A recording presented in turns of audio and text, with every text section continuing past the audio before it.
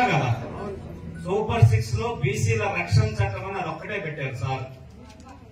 కానీ ఈరోజు దీంట్లో ఎన్ని అద్భుతమైన కార్యక్రమాలు పెట్టారనేది మీరందరూ చూస్తా ఉన్నారు.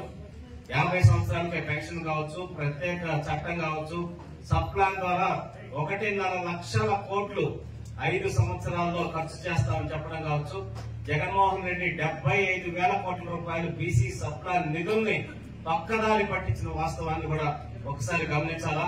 అలాగే స్థానిక సంస్థల రిజర్వేషన్ ను మనం 34% ఇచ్చేస్తే 24% తగ్గించడం ద్వారా 16,800 మందికి స్థానిక సంస్థల్లో పదవులు బీసీలు కోల్పోయిన సంగతి చంద్రబాబు నాయుడు గారు అందరికీ గుర్తు చేస్తున్నారు.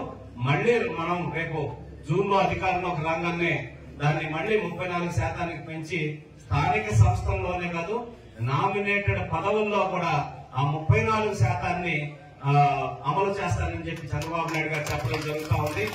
అలాగే మనం చట్టసభల దాంట్లో కూడా 33% బీసీలకి రిజర్వేషన్ అనే అంశాన్ని కూడా బిల్ చేసి కేంద్రానికి పంపిస్తానని చెప్పడం.